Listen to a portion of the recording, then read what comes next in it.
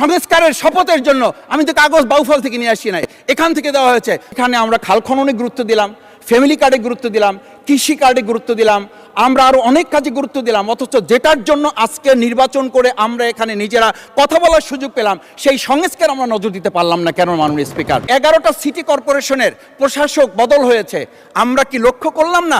সবাই মিলে যদি বাংলাদেশ হয়, তাহলে সরকারি দলের বাইরে একজন যোগ্য লোক, সৎ কি মানুষ ওখানে খুঁজে পাওয়া গেল না? মোহাম্মদ শফিকুল ইসলাম, 112, পটুয়াখালী। আপনার সময় 7 মিনিট। সময়ের মধ্যে 7 মিনিটের মধ্যে অনুগ্রহ করে শেষ করবেন। মাননীয় স্পিকার, আপনাকে ধন্যবাদ। একটা গল্প দিয়ে একটু শুরু করতে চাই মাননীয় স্পিকার। ছোট্ট গল্পটি হচ্ছে, রাজা তার উজিরকে বলে দিয়েছিল সকাল থেকে এটা কাজ করবা, এই কাজগুলো করবা। উজির বলেছিল যে আমাকে যে কাজগুলো বলেন কোনটা কখন গুরুত্বপূর্ণ, কোনটা ছুটে যায়, তার চেয়ে আপনি আমাকে একটা তালিকা করে দিলে ভালো হয়। একটা তালিকাও করে দিয়েছিল। তালিকা দেখে দেখে সে কাজ শুরুই করেছিল। হঠাৎ করে রাজার মনে হলো সে একবার শিকারে যাবে। ঘোড়ার পেটে উঠে যখন রেকাবে পা ঢুকিয়েছে, রেকাবে পা ঢুকালে পা আটকে গিয়েছিল। পাটা যখন ছুটাতে পারছিল না, তখন সে উজিরকে বারবার ডাকছিল, আমার পাটা এখান থেকে বের করে দাও। পাটা বের করতে যাচ্ছিল না উজির, কারণ উজির বারবার খুঁজছিল যে তালিকাটা করে দেওয়া হয়েছিল, সেই তালিকার মধ্যে পা আটকে গেলে ওটা বের করে দেওয়ার বিধান ওখানে আছে কিনা। শেষ পর্যন্ত রাজার পা আর ওখান থেকে বের করা যায় নাই এবং রাজাকে মুক্ত করা সম্ভব হয় নাই বলে আমরা গল্পে জেনেছি। ঠিক আমার কাছে আজকে সংসদ এরকম একটা গল্পের মতো মনে হয়।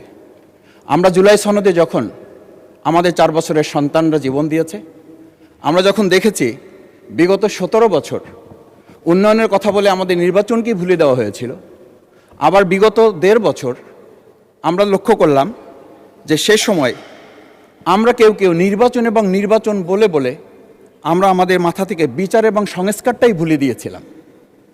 আবার এখন এসে আমরা দেখলাম যে আমাদের নখের কালি শুকাতে না শুকাতেই উন্নয়নের কথা বলে আমরা আবার জুলাই সনদটাকেই ভুলে দিতে বসেছি। আমি খুবই বিব্রত হই যে আমাদের সন্তানেরা রাস্তায় দাঁড়িয়ে সেদিন কি প্ল্যাকার্ডে এটা লিখেছিল যে আমরা একটা ফ্যামিলি কার্ডের জন্য আজকে রাস্তায় দাঁড়িয়েছি। সেদিন তারা দাঁড়িয়েছিল, মাননীয় স্পিকার, সেদিন তারা দাঁড়িয়েছিল, লেখা ছিল রাস্তাগুলোতে আমাদের সন্তানেরা বুকে গুলিবিদ্ধ হয়ে, পা হারিয়ে, চোখ হারিয়ে দাঁড়িয়ে, রাস্তা ব্যারিকেড দিয়ে লেখা ছিল রাস্তা সংস্কারের কাজ না, রাষ্ট্র সংস্কারের কাজ চলছে। আমরা যেন সংস্কারের কথাটা মাথায় নিতে পারছি না। আমরা সংস্কারের পরিবর্তে এখন আমরা সংশোধনের দিকে যাচ্ছি। আমরা তো এই সংশোধনীর জন্য আমাদের ছেলেরা, আমাদের তরুণ যুবকরা, আমাদের জনতারা কাজ করে নাই।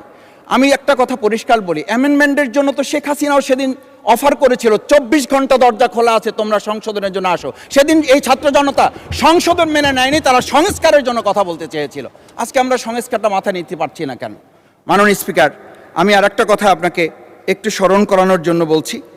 আমরা ছোট সময় আমি বাংলায় সাহিত্যে অনার্স করা, আজকে আমাকে আপনি স্নেহের সাথে মাসুদ বলে বলেছেন। আমার সংসদের নাম শফিকুল ইসলাম। এই মাসুদ নামটা যারা একেবারে খুব আমাকে স্নেহ করেন, আদর করেন, তারাই ডাকেন। আমি বাংলার সাথে আমাদের রাষ্ট্রবিজ্ঞানের ছিল, রাষ্ট্রবিজ্ঞানে আমরা ছোট একটা বাক্য পড়েছিলাম, নেসেসিটি নোস নো লস।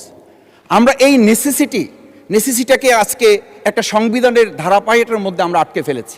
আমরা লাইন খুঁজতেছি, আমরা দাড়ি কমা সেমিকোলন খুঁজতেছি। আমরা আজকে পরিষ্কার একটা কথা বুঝি যে আমাদের এই সংস্কারের প্রয়োজনটা এই কারণে দরকার হয়েছে, এই প্রস্তাবটা এজন্য উত্থিত হয়েছে যে এটা 30 কার্য দিবসের মধ্যে যেখানে করার কথা ছিল, সেখানে আমরা খাল খননে গুরুত্ব দিলাম, ফ্যামিলি কার্ডে গুরুত্ব দিলাম, কৃষি কার্ডে গুরুত্ব দিলাম, আমরা আরও অনেক কাজে গুরুত্ব দিলাম। অথচ যেটার জন্য আজকে নির্বাচন করে আমরা এখানে নিজেরা কথা বলার সুযোগ পেলাম, সেই সংস্কার আমরা নজর দিতে পারলাম না কেন? মাননীয় স্পিকার, আমি আর দুটো কথা বলি।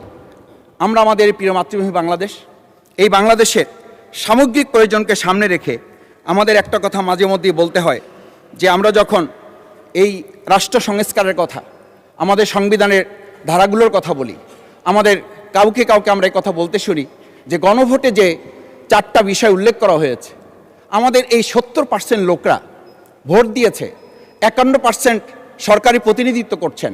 আমি তো একটা কথা যদি পরিষ্কার করে সরকারি বেঞ্চে যারা আছেন, ট্রেজারি বেঞ্চে যারা আছেন, তাদের বিনয়ের সাথে যদি জিজ্ঞেস করতে চাই যে আমরা 51% ফ্যামিলি কার্ডের পক্ষে ভোট দিয়েছে, আর আমাদের 70% তো জুলাই সনদের ভিত্তিতে রাষ্ট্র গঠনের পক্ষে ভোট দিয়েছে।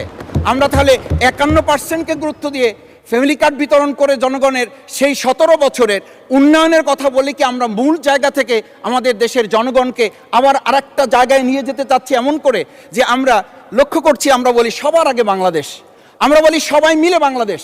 আমি তো তা লক্ষ্য করছি না। আমাদের আশঙ্কার জায়গাটা, আমাদের উদ্বেগের জায়গাটা, উৎকণ্ঠের জায়গাটা মাননীয় স্পিকার ওইখানে যে 11টা সিটি কর্পোরেশনের প্রশাসক বদল হয়েছে।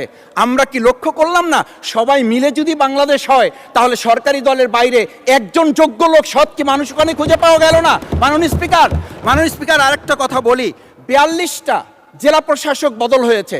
মাননীয় স্পিকার এই পাশ থেকে প্রায় কথা বলি যে এখানে বলা হয়েছে যে মানে আমরা সবাই মিলে বাংলাদেশ, সবার বাংলাদেশ যখন বলি সবাই মিলে দেখি টেবিল চাপড়িয়ে আমরা এই মহান জাতীয় সংসদকে খুবই সরগরম করে ফেলি। এই 42টা যে জেলা প্রশাসক নিয়োগ হয়েছে, এই জেলা পরিষদে গোটা বাংলাদেশের মধ্যে আজকে এখানে যে কমিটি হয় সেই কমিটিতে আমরা বলি ন্যায্যতার ভিত্তিতে আপনাদের থেকে 2 জন দেন, 1 জন দেন। মাননীয় স্পিকার খুবই বিনয়ের সাথে জিজ্ঞেস করি, আমরা কি সেই নতুন বাংলাদেশের দিকে যেতে পেরেছি যেই বাংলাদেশে এই 42 জন জেলা পরিষদের একজন জেলা পরিষদকে আমরা কাউকে খুঁজে বের করতে ওখানে ন্যায্যতার ভিত্তিতে দিতে পারলাম না?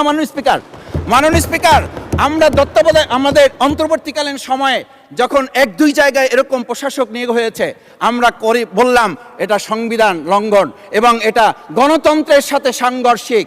আজকে গণতন্ত্রের নির্বাচনের ভিত্তিতে আমরা যখন একটা সরকার পেলাম, সেই সরকারে স্থানীয় নির্বাচনের দিকে না গিয়ে যেখানে সরকারের প্রশাসক ছিল তাদেরকে তড়িঘড়ি করে বদল করে বিশ্ববিদ্যালয় গেলে থেকে শুরু করে নিজ দলীয় লোক গ্রহণ করে আমরা কি এটা বলতে পারি যে সবাই মিলে বাংলাদেশ এবং সবার আগে বাংলাদেশ আসলে এটা আমাদের দেশে আসছে? আমরা বলতে পারি না বিধায়ী আজকে জুলাই সনদ বাস্তবায়ন এবং তার ভিত্তিতে আমাদেরকে এখানে শপথ গ্রহণ করানো হয়েছে। আমাদের এই ট্রেজারি বেঞ্চ থেকে আমাদেরকে বলা হয় এটাই নাকি অবৈধ হয়েছে। অবৈধ একটা কাজ জাতীয় সংসদে আমাদের কাছে কাগজ প্লেস করেছে কে? যারা প্লেস করেছে তাহলে তাদেরকে তো আগে আইনের আওতায় নিয়ে আসা উচিত। এই অবৈধ কাজে আমাদেরকে কারা সহযোগিতা করেছেন? এই অবৈধ প্ররোচনা আমাদেরকে কে দিয়েছেন? এটা তো আমরা জোর করে কেউকে ঘরের পকেট থেকে আমরা নিয়ে আসি নাই। মাননীয় স্পিকার আমি তো বাউফল থেকে আমার এই মানে সংস্কারের শপথের জন্য আমি তো কাগজ বাউফল থেকে নিয়ে আসি নাই, এখান থেকে দেওয়া হয়েছে। মাননীয় স্পিকার সবশেষ বলবো, আসুন সময় থাকতে নাহলে